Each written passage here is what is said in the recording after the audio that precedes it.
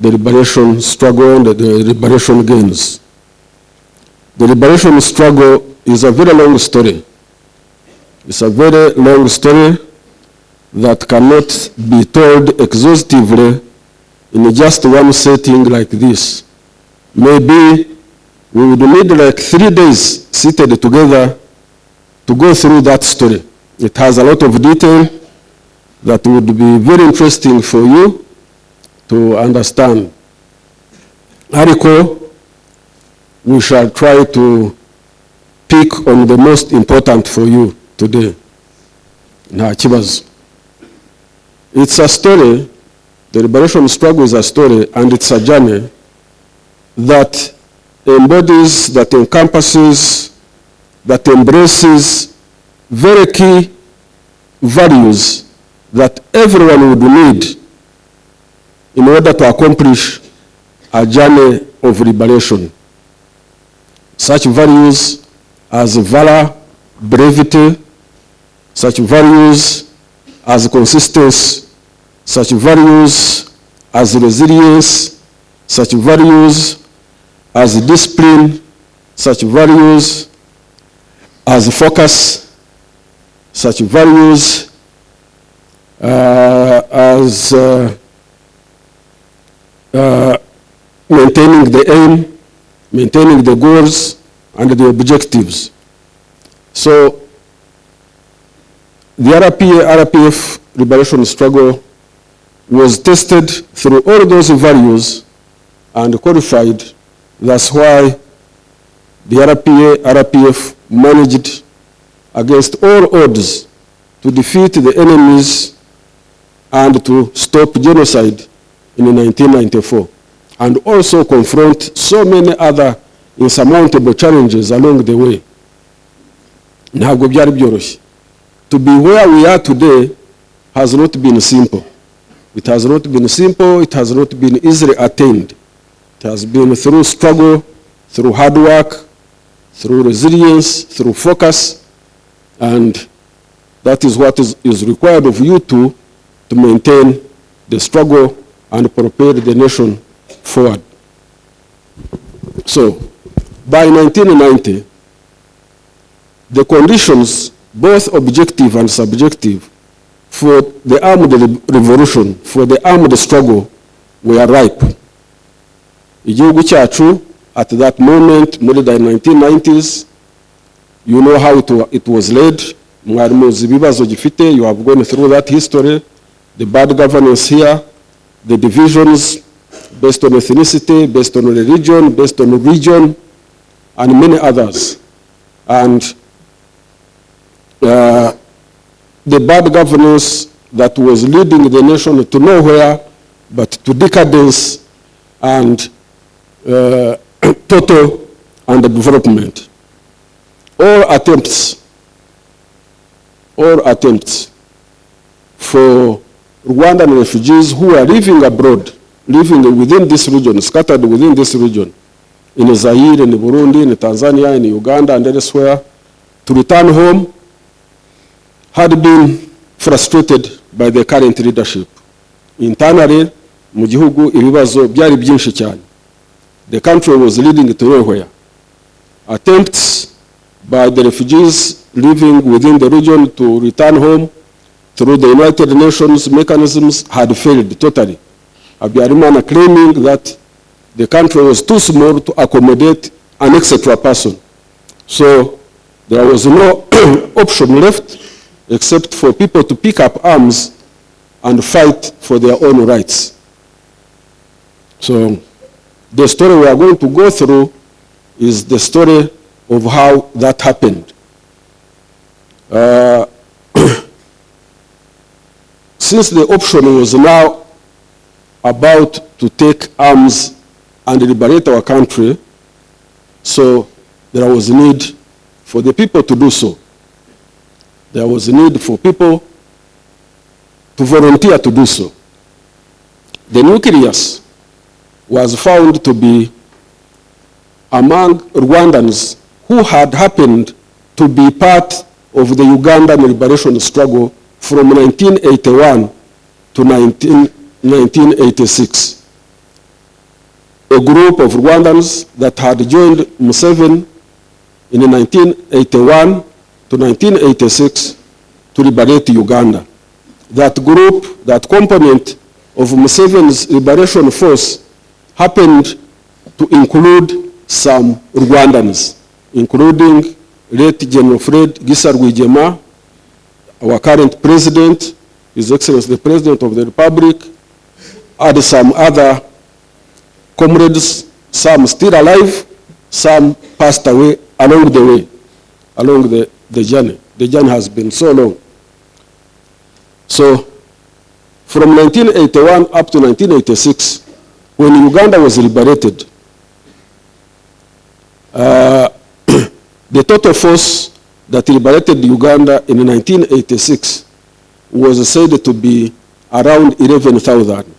Among the 11,000 troops, there were approximately 3,000 to 4,000 Rwandans, or people of Rwandan origin. So that was not a small number. It was not a small number. You may ask, why could have Rwandans join the Museveni's liberation struggle? That is a very important question and a valid question to ask. Kuki Abanyarwanda bisanze mu ntambara yo kubohora Uganda? It was not their country. Ariko, when Museveni started his liberation struggle in 1981, that ended in 1986, Abanyarwanda bageze 3,000 to 4,000 found themselves in that force. So how did they end up there? They ended up there simply because Abanyarwanda in their exile, in various parts of this region where they were, they faced some form of segregation, some form of persecution, some form of mistreatment, simply because they were non-citizens. Abari Burundi, they faced their own form of mistreatment. For example, ntibabemereraga gukomeza amashuri. Amashuri meza were reserved for nationals. Abanyarwanda, they would be channeled kujya kwiga ibindi, or they would be refused to go for higher education. Zaire was okay because of Mobutu n'iki byose. People would manipulate and find their way. Ariko by 1990s, Mobutu's system had also introduced something called nationalism. That nationalism excluded Rwandans from the system, from positions of leadership and other opportunities. So nabo rero Abanyarwanda bari bafite ibibazo. In Tanzania was much better kubera ko Nyerere treated refugees as Africans and gave them opportunities. So Tanzania was much better. Uganda was bad. Uganda was bad because for every problem that happened in Uganda, for everything bad that happened in Uganda would be attributed to Rwandans. Icyabagaho cyose muri Uganda, nubwo hateraga nka kolera, hakaza nka kolera or malaria, some form of pandemic, ije yose bavugaga ngo n'Abanyarwanda bayizanye. So Abanyarwanda faced a lot of problems in Uganda, especially under the regime of the then leader, wari president wa Uganda witwaga Milton Obote.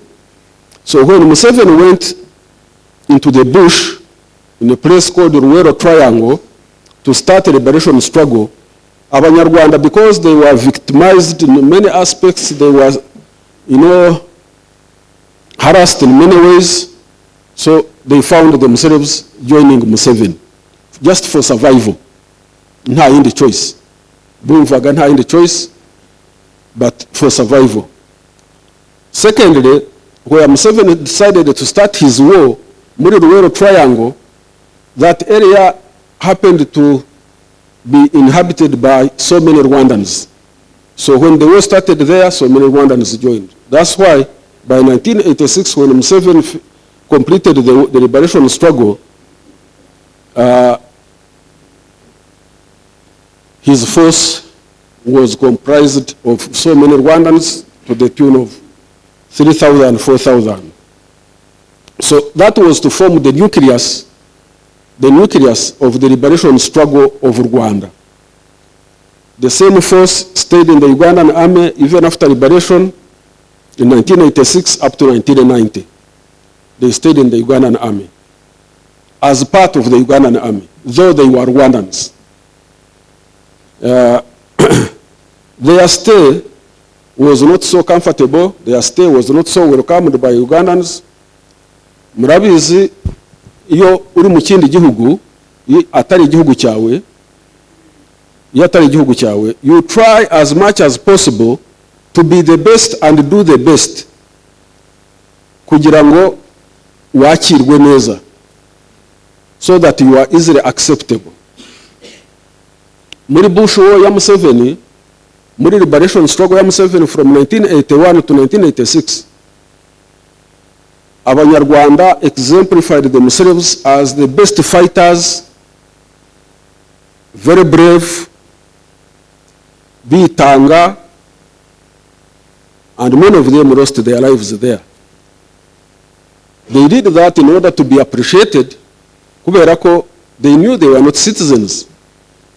So when you are not a citizen, you go an extra mile to impress your bosses, your hosts.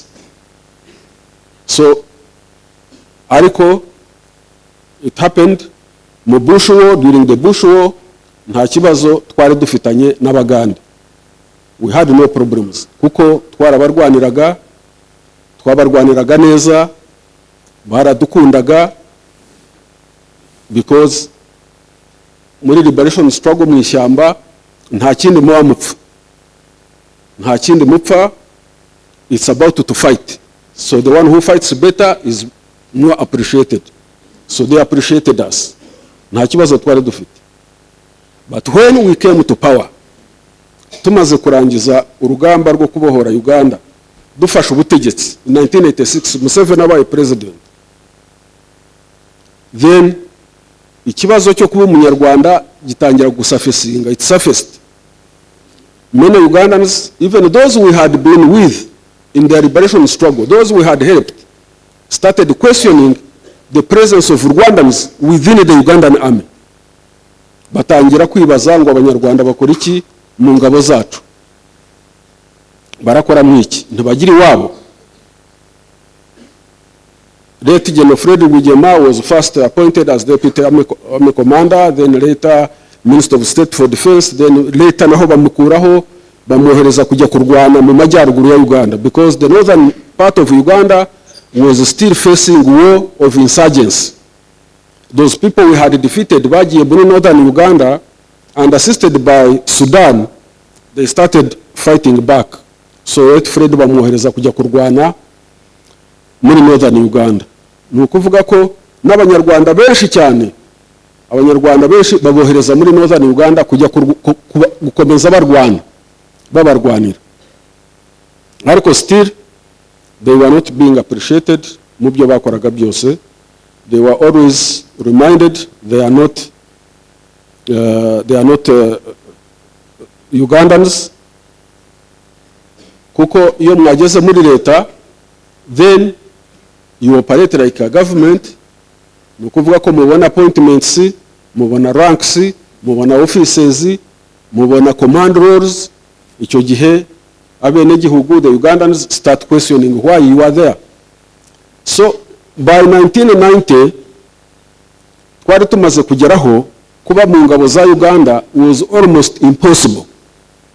So if we were not to continue to be part of the Ugandan army, where would we be? What would we do? So ubwo bitekerezo biraza, our leadership, abayobozi barimo, Late General Fred Rwigema, His Excellency the President wacu ubu, n'abandi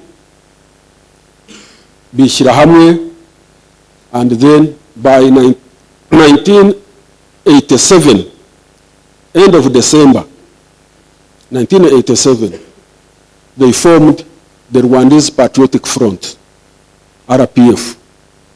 The RPF was formed. When the RPF was formed, it started its activities of mobilizing Rwandans, not where it had been started in Uganda, but all over the region, all over the world. They established bases, they trained cadres, baba spreading mu region yose. So the RPF igira structures hano mu gihugu mu Rwanda, igira structures in the DRC, at that time it was called Zaire, igira structures mu Burundi, igira structures Tanzania, igira structures Kenya, igira na structures in Europe, Brussels n'ahandi. Ahabaga hari umunyarwanda wese bakashyira structures. Those structures started operating kwigisha the RPF na objectives za liberation y'u Rwanda. So when the RPF started in 1987, the RPA, that is the armed wing, was identified as that component of the Rwandese who were in the Ugandan army. But it was not announced because of security reasons. Ni ukuvuga ko abanyarwanda bari mu ngabo za Uganda bakomeje bibona nka members ba RPF, ba RPA, ariko bihishe bacecetse until the time would come when they would cross over to liberate their own country. So from 1987 to 1990, hakomeje kuba identification of Rwandans within the Ugandan army. Those who would be willing, when the time comes, when the time came to cross over and liberate Rwanda, those who would be willing to cross. Of course, identification of Rwandans and giving them information about liberating their country would be done very, very carefully. Kuko abagandi iyo babimenya, they would arrest us. They would disarm us and they would arrest us. So we had to do it very, very cautiously. So, ariko it continued until one time, the Ugandan authorities started guessing that we were planning something, maybe to attack Rwanda. So batangira kubimenya kubera ko za structures navuze za RPF yashize muri regions zitandukanye. They started sending youth, young people like you, babazana mu training schools za Uganda to have military training. Our people, cyane cyane His Excellency, kuko yayoboraga military intelligence ya Uganda, so it was possible for him to infiltrating abantu bakava Burundi, bakava Tanzania, bakava Zaire, bakajya muri some training schools za Uganda, military training schools, kugira ngo time nigera when we break out of the Ugandan army to attack Rwanda, tuzabe dufite a bigger force. So when Museveni got information that some of the military leaders, senior leaders b'Abanyarwanda were doing recruitment or preparations to attack Rwanda, he started atangira to disrupt them.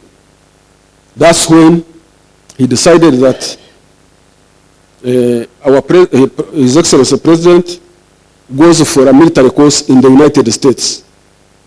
Museveni kohereza His Excellency kuri military course United States mu ishuri rikuru rya gisirikare ryitwa Fort Leavenworth. Ntabwo ari uko yaramukunze, ntabwo ari uko yaramugiriye neza, nuko yashakaga kumukura muri system kugira ngo arekeraho gukomeza kuorganiza abanyarwanda who would finally maybe go to attack Rwanda. Yabanje kugerageza Ret Fred atanga reasons z'uko atashobora kujya mu kukosi, aramwihorera, then atwara His Excellency kugira ngo ahungabanye the plans. In spite of that, nubwo His Excellency yagiye kwiga muri Amerika muri 1989, the plans for liberation continued under General Fred Gisa Rwigema. Then By 1990 May, it was apparent that the Rwandans would not stay more in the Ugandan army. Conflict hagati yacu na Uganda n'Abagande yari yatangiye gusafesinga, especially the senior people b'Abagande bumvaga ko tudakwiye kuba mu ngabo zabo. So plans zirihutishwa. By October 1st October 1990, ababishoboye, those who were ready, not all Rwandan troops within the Ugandan army knew of the day and the time to cross over to liberate Rwanda. No, not everybody knew, not everybody had the information. Simply because ntabwo byashobokaga kubwira buri muntu wese. It was not very easy. Nta telefone zahabaga that time, nta mobile phones zahabaga. Phones zabagaho icyo gihe muri 1990 zari phones zingizi ziri fixed, nazo zikagirwa n'abantu bakeya.